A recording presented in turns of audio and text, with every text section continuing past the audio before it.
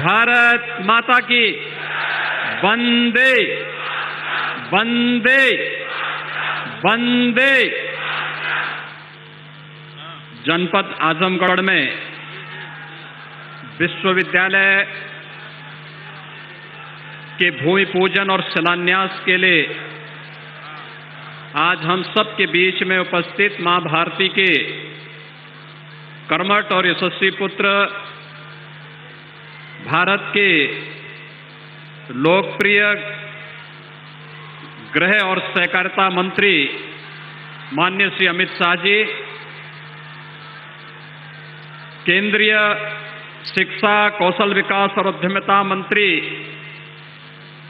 माननीय श्री धर्मेंद्र प्रधान जी, उत्तर प्रदेश सरकार में मेरे वरिष्ठ सहयोगी उप मुख्यमंत्री और उच्च शिक्षा और माध्यमिक शिक्षा के मंत्री डॉक्टर दिनेश शर्मा जी, जनपद के प्रभारी मंत्री श्री सुरेश राणा जी, उच्च शिक्षा विभाग की राज्य मंत्री श्रीमती नीलमा कटियार जी, भारतीय जनता पार्टी के लोकप्रिय और कर्मठ प्रदेश अध्यक्ष माननीय श्री स्वतंत्र देव सिंह जी, माननीय सांसद बलिया श्री वीरेंद्र सिंह जी,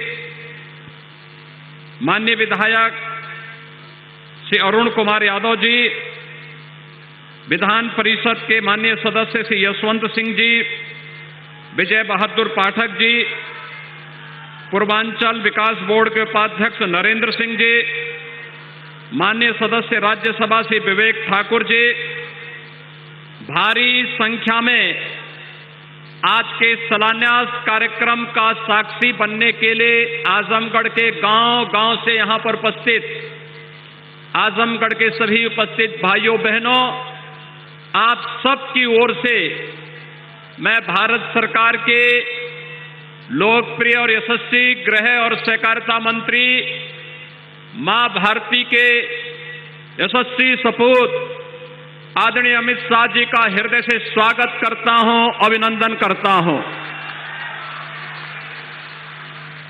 भाइयों बहनों, जो कहा सो करके दिखाया।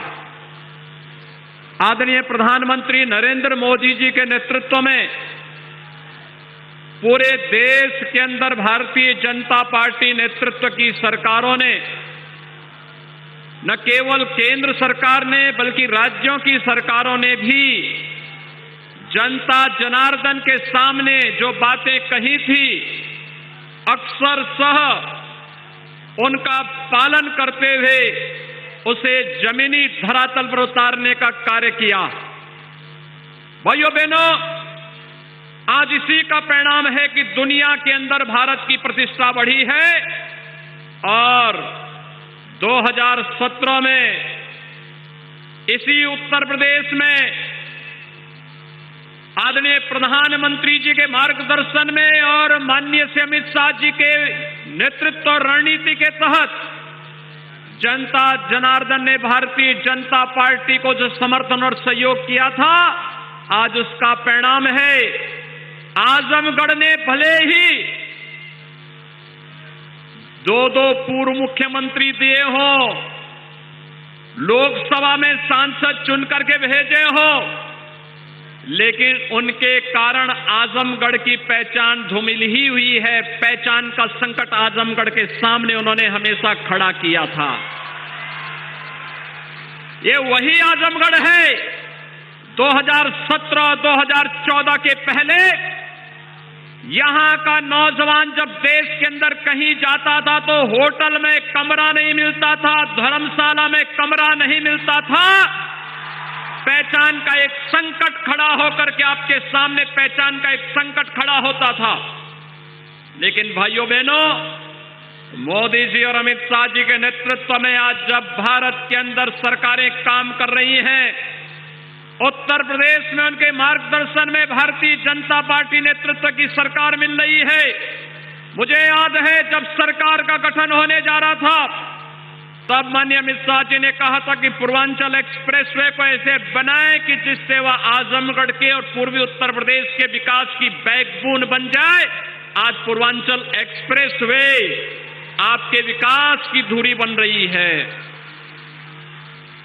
आज आजमगढ़ में एयरपोर्ट बन रहा है, अंतिम चरणों में चल रहा है, लगभग 95% कार्य पूरा हो गया है। और भाइयों बहनों, यह विश्वविद्यालय जो आज यहां पर जिसकी आधारशिला रखी जा रही है, यह विश्वविद्यालय आजमगढ़ को सचमुच आर्यमगढ़ बना ही देगा, इसमें अब कोई संदेह होना ही नहीं चाहिए। भाइयों बहनों, हम सबको इस बारे में जानना होगा, ये पहचान का संकट कौन लोग थे जो आपके सामने खड़ा किए थे। ये लोग वही थे जो जाति के नाम पर बांटने वाले थे, लेकिन अपने परिवार के लिए भरने वाले थे। इन्होंने अपने परिवार और अपने खानदान के बाहर कहीं नहीं झांका। आज प्रदेश में हम लोगों ने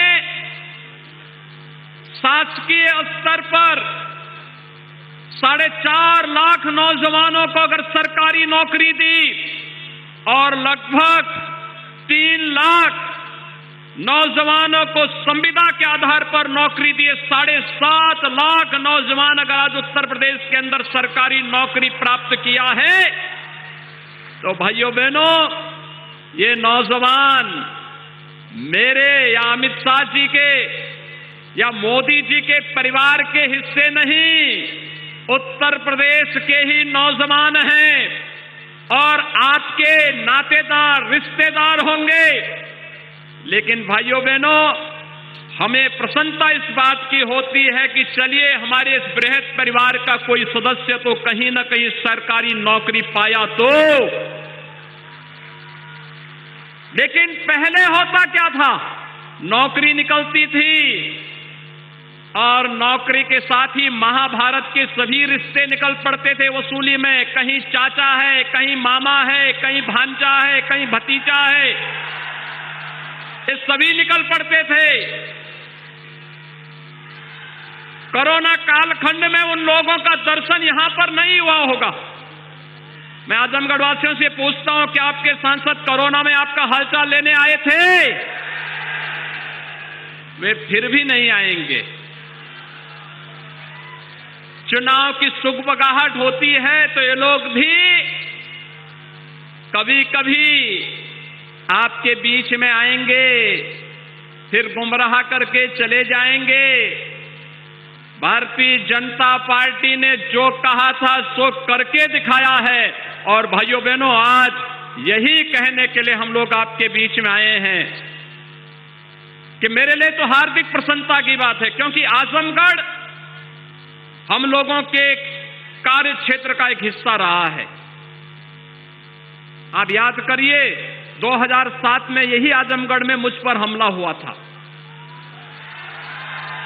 और तब मैं यहां पर आया था। तब हम लोग आए थे यहां पर, उस समय सिबली नेशनल कॉलेज में अजीत राय की इसलिए हत्या हो जाती थी क्योंकि वह अखिल भारतीय विद्यार्थी परिषद का कार्यकर्ता था और उसने वंदे मातरम के लिए कहा था कि वंदे मातरम का गायन गणतंत्र दिवस पे होना चाहिए। लेकिन भाइयों बहनों, कॉलेज परिसर में ही प्रिंसिपल कार्यालय के पास ही उनकी हत्या हो जाती है और 1 महीने तक एफआईआर तक दर्ज नहीं होती थी। आज क्या किसी की हिम्मत है कि इस ढंग से कोई सरेआम हत्या कर ले? आज कोई गुंडा किसी राह चलती हुई बेटी और बहन को छेड़ने का दुस्साहस कर पाएगा? अगर कोई करेगा तो उसे मालूम है कि दुर्योधन और दुशासन के क्या हाल हुए थे। और भाइयों बहनों, आज यही हम सब कहने के लिए आए हैं। विकास का हो, सुरक्षा का हो, गरीब कल्याण का हो, कोरोना कालखंड में कितना अभूतपूर्व कार्य प्रधानमंत्री मोदी जी के नेतृत्व में इस देश ने किया। सर्वाधिक प्रवासी कामगार और श्रमिक आजमगढ़ जनपद में भी आने वाले हैं। वे सभी यहां पर आए थे। 1 लाख से अधिक संख्या आपके जनपद में आई थी, लेकिन उन सबको सुरक्षित घरों तक पहुंचाना, भारतीय रेल ने फ्री में उनको यहां पर पहुंचाने की व्यवस्था करना, उत्तर प्रदेश परिवहन निगम से उन्हें पहुंचाने की व्यवस्था करना, उनकी फ्री में जांच, सभी लोगों के लिए फ्री में उपचार, फ्री में राशन की व्यवस्था, फ्री में टेस्ट। और भाइयों बहनों, जो खाद्यान्न पिछली सरकारों में ब्लैक हो जाता था, बांग्लादेश पहुंच जाता था, वह खाद्यान्न घर घर तक, हर व्यक्ति तक पहुंचाने का कार्य हुआ। प्रधानमंत्री मोदी जी ने 2020 में 7 महीने तक, 2021 में 8 महीने तक फ्री में खाद्यान्न दिया। और खाद्यान्न ही नहीं दिया भाइयों बहनों, फ्री में वैक्सीन, मुफ्त में वैक्सीन। कितने लोगों ने वैक्सीन लगाया है? जिन लोगों ने नहीं लगाया, वैक्सीन जल्दी लगा लें। और आपके आसपास नजदीक का कोई भी व्यक्ति बचा है, उसको भी ये फ्री में वैक्सीन लगा करके कोरोना महामारी को सदैव के लिए बोतल में जिन्न की तरह भरने का काम कर दीजिए, जिससे सामान्य जीवन, नागरिक के जीवन और उसकी जीविका को बचाने के लिए प्रधानमंत्री मोदी जी के नेतृत्व में जो कार्य चल रहा है, उस कार्य को हम तेजी के साथ आगे बढ़ा करके एक भारत श्रेष्ठ भारत की परिकल्पना को और भी तेजी ढंग से आगे बढ़ा सकेंगे।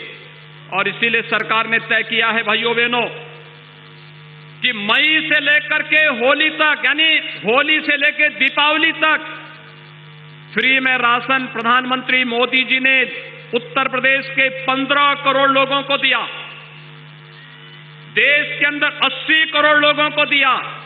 और सरकार ने तय किया है कि दीपावली से के होली तक उत्तर प्रदेश के इन 15 करोड़ लोगों को हम फ्री में राशन उपलब्ध करवाने का कार्य करेंगे।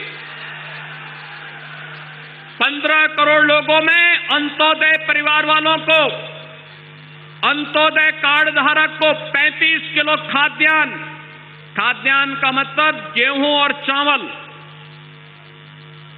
1 किलो दाल, 1 किलो खाद्य तेल, 1 किलो चीनी और 1 किलो नमक भी उनको मिलेगी। दिसंबर के प्रथम सप्ताह में यह मिलना प्रारंभ हो जाएगा। पात्र गृहस्थी परिवारों को प्रति यूनिट, यानी हर यूनिट पे 5 किलो खाद्यान्न।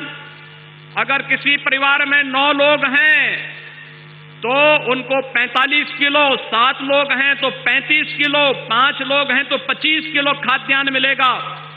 1 किलो दाल, 1 किलो खाद्य तेल, 1 किलो नमक उस परिवार को भी होली तक प्राप्त होगा।